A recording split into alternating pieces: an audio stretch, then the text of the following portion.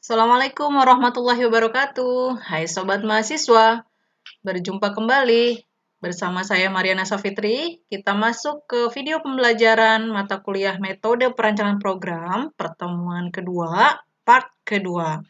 Buat teman-teman yang belum menonton part satunya, sebaiknya nonton dulu ya. Baik, untuk pertemuan kedua part kedua ini, saya akan bahas mengenai pseudocode, bagaimana menulis pseudocode, penamaannya, serta strukturnya. Oke, untuk menulis pseudocode, saat merancang algoritma, fakta yang perlu diingat bahwa komputer melakukan serangkaian instruksi ataupun perintah yang kita tulis. Jika kita menggunakan kata dan frasa dalam pseudocode yang sesuai dengan sejumlah 6 operasi dasar komputer, di mana 6 operasi komputer dasar terdiri dari yang pertama, komputer dapat menerima berupa informasi, ya. Kemudian komputer dapat mengeluarkan berupa informasi. Kemudian komputer dapat melakukan proses aritmatika atau perhitungan. Komputer dapat menetapkan atau memberikan nilai ke variabel atau memori. Komputer juga dapat membandingkan dua variabel dan juga dapat memilih salah satu dari dua tindakan alternatif yang ada, serta komputer juga dapat mengulangi sekelompok perintah ataupun tindakan.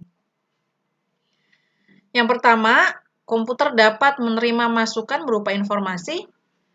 Yang diperlukan untuk menerima informasi atau input dari sumber tertentu, apakah itu dari terminal, disk, atau perintah lain, kata kerjanya adalah read dan get yang digunakan dalam pseudocode.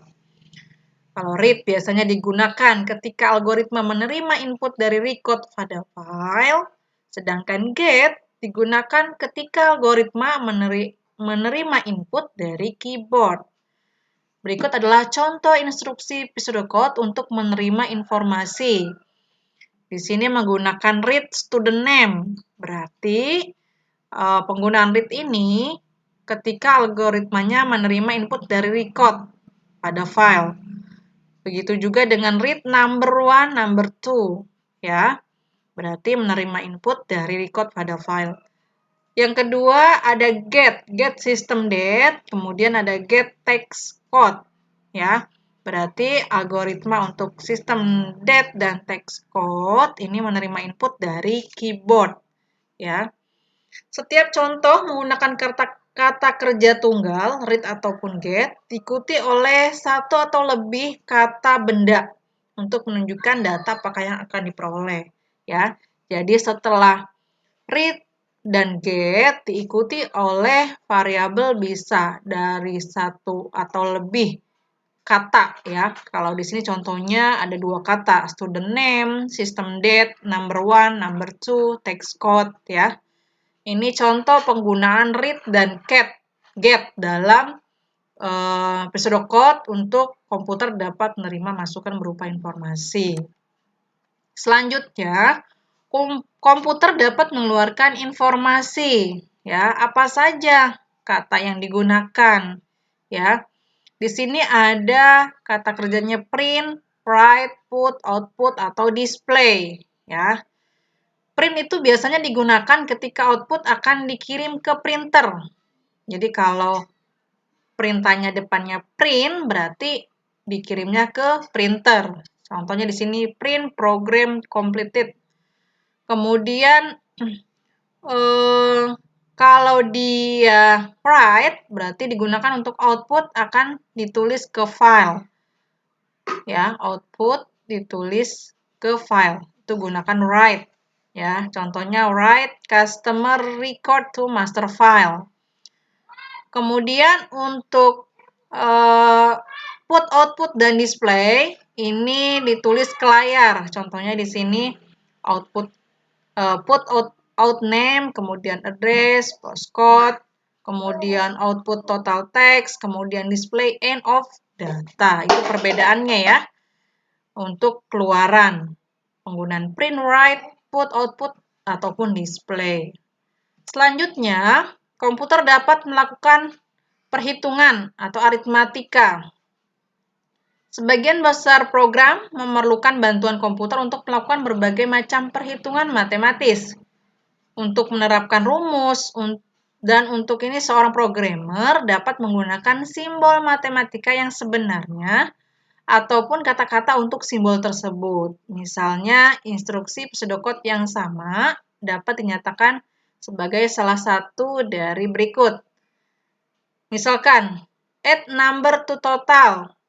Kemudian, total sama dengan, ini bisa seperti yang di atas atau yang di bawah ya. Add berarti ini penambahan number ke total, atau juga total sama dengan total plus ya, simbol plus number ya. Jadi ini ada dua cara yang intinya sama, yaitu total berasal dari total ditambah number ya.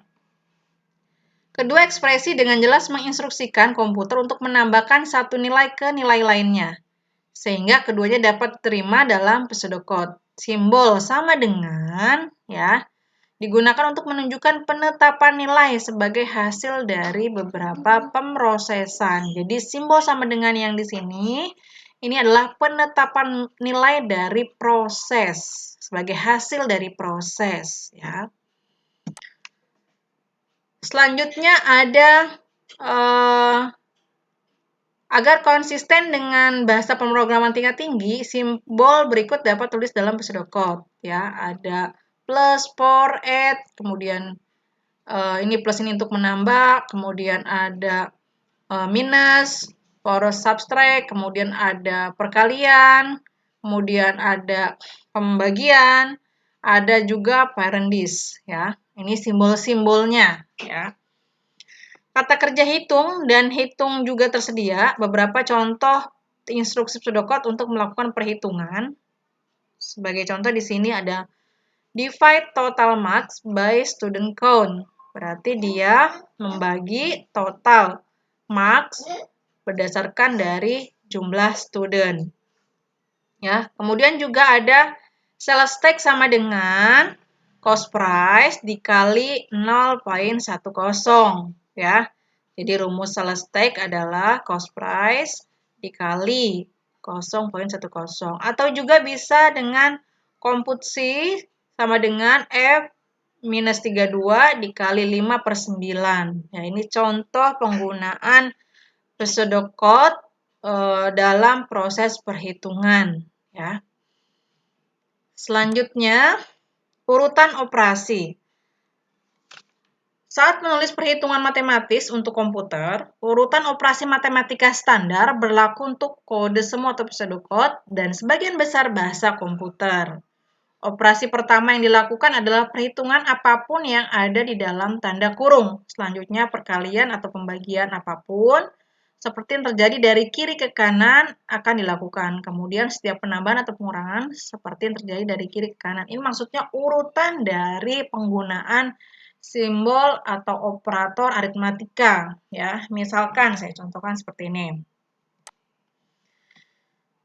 Ya, ada tanda kurung kali atau bagi plus atau minus. Ini adalah urutannya. Jadi kalau ada kurung dulu berarti kurung yang dikerjakan dulu, kemudian kali atau bagi ini levelnya sama tingkatannya. Selanjutnya baru plus atau minus. Sebagai contoh, di sini ada dua case, penulisannya berbeda. Hasilnya pun akan berbeda. Kalau seperti ini, 2 kali 4 plus 5, berarti yang dilakukan proses perhitungan terlebih dahulu adalah sesuai dengan tingkatannya. Di sini ada kali, ada plus. Lebih dulu adalah kali, berarti 2 dikali 4 terlebih dahulu, 8. Ditambah 5. 8 ditambah 5 adalah 13. Case yang kedua, 2 dikali 4 plus 5. Ya, di sini angkanya sama, simbolnya juga sama, namun, operatornya juga sama, namun ada penambahan dalam kurung. Sesuai dengan tingkatan dari operasi aritmatika, kalau ada dalam kurung, maka yang di dalam kurung terlebih dahulu yang dikerjakan. Yang dalam kurung adalah 4 plus 5, berarti 9 dikali 2. Ya, 9 dikali 2 adalah 18. Hasilnya berbeda kan ya, padahal sama mirip-mirip, tapi kita lihat level dari operator aritmatikanya. Oke, mudah-mudahan teman-teman paham ya. Selanjutnya, ada komputer dapat menetapkan nilai ke variabel atau lokasi memori. Ada 3 contoh di mana Anda dapat menulis kode semu atau pseudocode untuk menetapkan nilai ke variabel atau lokasi memori. Yang pertama, untuk memberikan nilai awal dalam pseudocode, kata kerjanya bisa inisialis atau set. Ya. Jadi untuk memberikan nilai awal, boleh inisialis atau set. Nih, sebagai contoh di sini, kita memberikan nilai awal untuk total price sama dengan 0 ya, atau nilainya adalah 0. Kemudian student count nilainya adalah 0. Kita bisa menggunakan initialize atau set untuk memberikan nilai atau menetapkan nilai. Selanjutnya untuk menetapkan tadi nilai awal ya. Sekarang untuk menetapkan nilai sebagai hasil dari sebuah pemrosesan ya.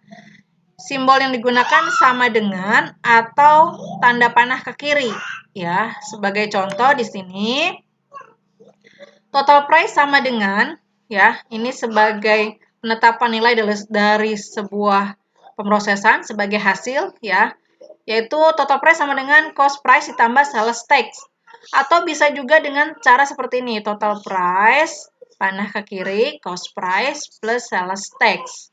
Ya, jadi boleh menggunakan yang simbol atas, boleh menggunakan simbol yang bawah untuk penetapan nilai sebagai hasil dari pemrosesan. Kalau ini nilai awal, ini penetapan nilai sebagai hasil. Oke, selanjutnya yang ketiga untuk penyimpanan variabel untuk digunakan nanti. Maka kata kerja save atau store digunakan. Sebagai contoh di sini penggunaan store customer num in last customer num ya. Bisa menggunakan store atau menggunakan save ya untuk penyimpanan variabel yang nantinya akan digunakan. Oke, di sini ada penjelasan. Perhatikan bahwa simbol sama dengan digunakan untuk menetapkan nilai ke variabel sebagai hasil dari beberapa pemrosesan. Tidak setara dengan simbol matematika sama dengan. Ya, jadi ada perbedaan yang biasa kita gunakan sama dengannya seperti ini. Ini berbeda dengan penggunaan sama dengan ini sebagai penetapan nilai pada pemrosesan. Ya. Beberapa programmer lebih suka menggunakan simbol panah ke kiri untuk mewakili operasi penetapan. Ya, jadi supaya tidak bingung ya, tidak tercampur antara sama dengannya sebagai hasil atau penetapan. Nah, makanya di sini biasanya programmer menggunakan simbol panah ke kiri ya. Seperti itu. Selanjutnya, komputer dapat membandingkan dua variabel dan memilih salah satu dari dua tindakan alternatif. Ini berarti hubungannya dengan pengkondisian atau percabangan ya, atau perbandingan. Operasi komputer penting yang tersedia bagi pemrogram adalah kemampuan untuk membandingkan dua variabel dan kemudian sebagai hasil perbandingan memilih salah satu dari dua tindakan alternatif untuk mempresentasikan operasi ini dalam pseudocode. Kata kunci yang khusus digunakan adalah if, then, else.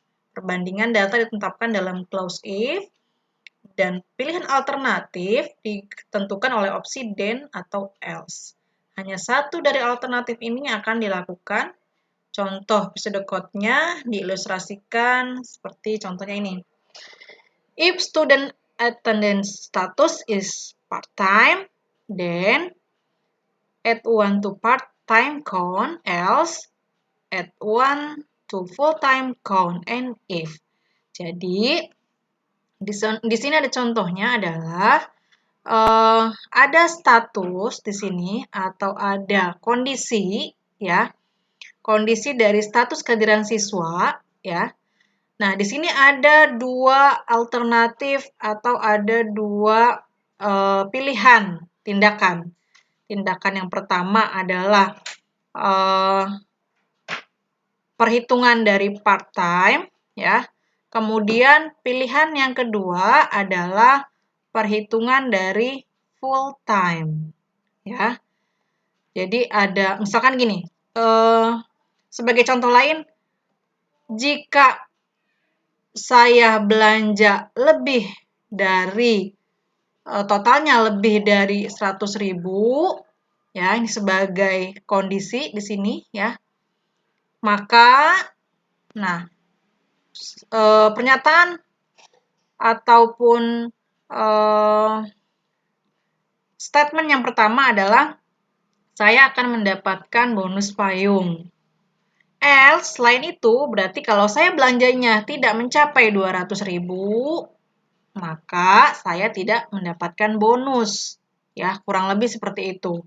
Jadi membandingkan, ya, kondisinya saya belanjanya nih lebih dari 200.000 atau kurang dari 200.000, ya. Maka di sini akan ada dua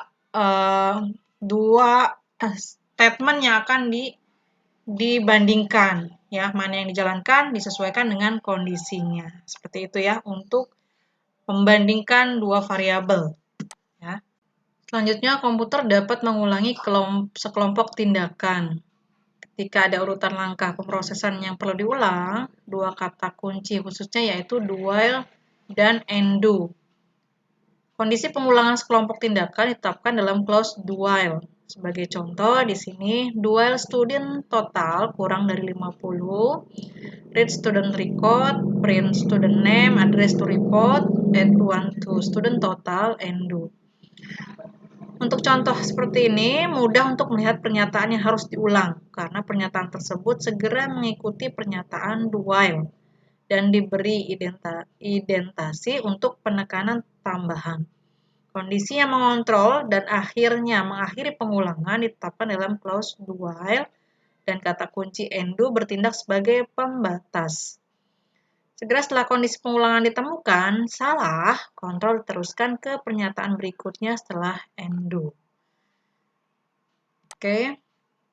Selanjutnya, saat merancang algoritma solusi, seorang programmer harus memperkenalkan beberapa nama unik yang akan digunakan untuk mewakili variabel atau objek dalam masalah. Semua nama harus bermakna. Nama yang diberikan ke variabel hanyalah metode untuk mengidentifikasi lokasi penyimpanan tertentu di komputer. Keunikan sebuah nama akan membedakan lokasi ini dengan lokasi lainnya. Seringkali sebuah nama menggambarkan jenis data yang disimpan dalam variabel tertentu. Misalnya, variabel mungkin salah satu dari 3 tipe data sederhana.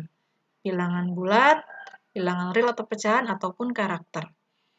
Nama itu sendiri harus cukup transparan untuk menggambarkan variabel secara memadai. Sebagai contoh, variabel angka 1, angka 2, dan angka 3 adalah nama yang lebih bermakna untuk 3 angka daripada A, B, dan C.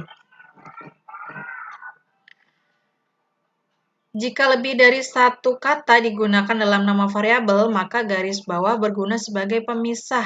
Misalnya, pajak underscore penjualan ataupun jumlah underscore kata. Jadi, penggunaannya tidak boleh mengandung spasi. Kalau mau ada lebih dari satu kata, gunakan underscore atau garis bawah ya. Sebagian besar bahasa pemrograman tidak mentolerir spasi dalam nama variabel, karena spasi akan menandakan akhir dari nama variabel, dan dengan demikian mengisyaratkan bahwa ada dua variabel. Jika garis bawah tidak dapat digunakan, maka kita dapat digabungkan dengan penggunaan huruf kapital sebagai pemisah kata. Ya, misalnya pajak penjualan, P pajaknya besar, P penjualannya besar, ya. Untuk keterbacaan, tidak disarankan untuk merangkai kata-kata semua dalam huruf kecil, namun seperti care registration jauh lebih sulit dibaca daripada C-nya kecil, R-nya besar, ya. Jadi kalau mau ada dua kata, kemudian tidak menggunakan underscore, sebaiknya ada kata yang atau ada huruf yang besar di awal kata. Ya, seperti itu. Oke, selanjutnya teorem structure merevolusi desain program dengan membangun kerangka kerja terstruktur untuk mewakili algoritma solusi. Teorem structure menyatakan bahwa adalah mungkin untuk menulis program komputer apapun dengan hanya menggunakan 3 struktur kontur dasar yang mudah direpresentasikan dalam pseudocode, yaitu urutan, seleksi, dan pengulangan. Baik, mungkin sampai sini dulu untuk video pembelajaran pertemuan kedua part kedua. Mudah-mudahan bisa dipahami sama teman-teman mahasiswa. Kurang lebihnya mohon maaf. Wassalamualaikum warahmatullahi wabarakatuh. Jangan lupa di-subscribe ya. Terima kasih.